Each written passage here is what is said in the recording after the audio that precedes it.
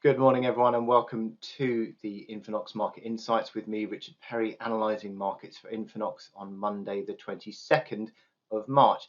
Now, moving into the new week, we've seen a degree of risk aversion starting to come back into markets. It seems as though that there is a reaction where safe haven trades are starting to find a bit of support, or at least being favoured at the expense of some of the higher risk asset plays.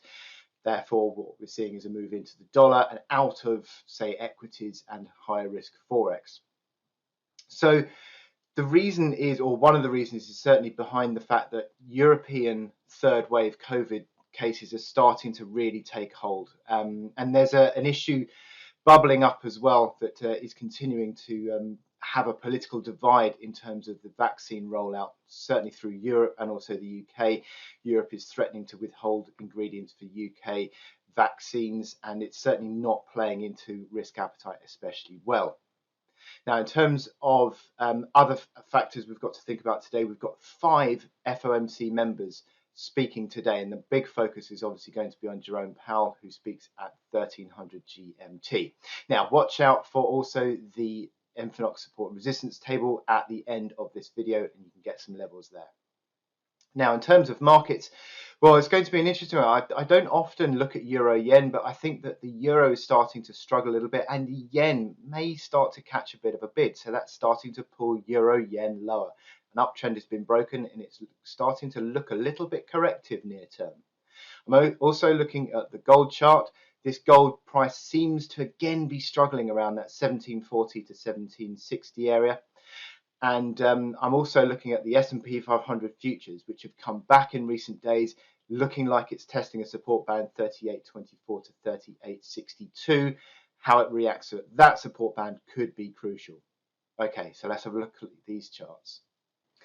And on to the INFINOX MT4 platform.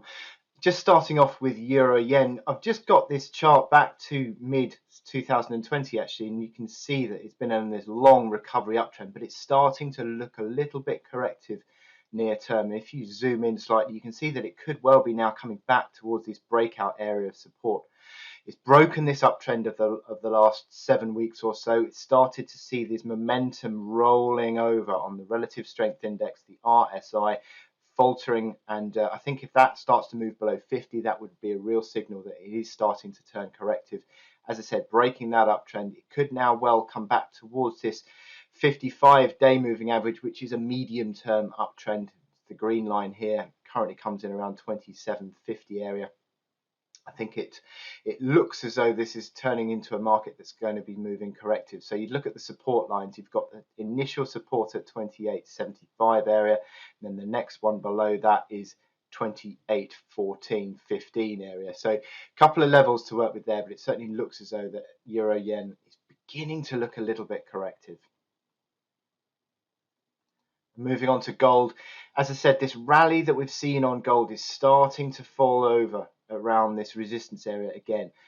1740 to 1765 are these old lows which become new resistance. It's at the downtrend channel. Yes, it's broken the channel to an extent, but I still think that there's an element of resistance that you can take from that. Also, this moving average, 21-day moving average as well. RSI, relative strength index, starting to roll over underneath 50. And I think if the market going in on the 4-hour chart moves below this level of support that you've got around 1719, 1720 area, I think that starts to turn into a more corrective outlook again and falling away. You're already starting to see this 4-hour RSI faltering. And finally onto the S&P 500, again looking corrective in recent days. Futures are down another few points early morning today.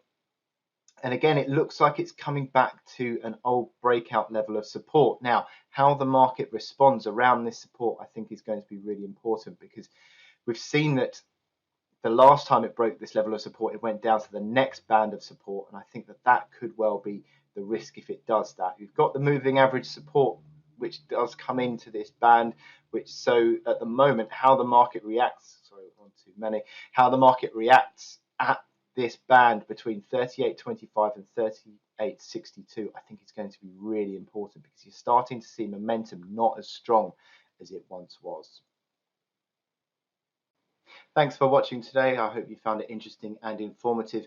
Join me again on Wednesday, where we will be looking more at how the COVID third wave is developing in Europe and also these vaccine wars as well.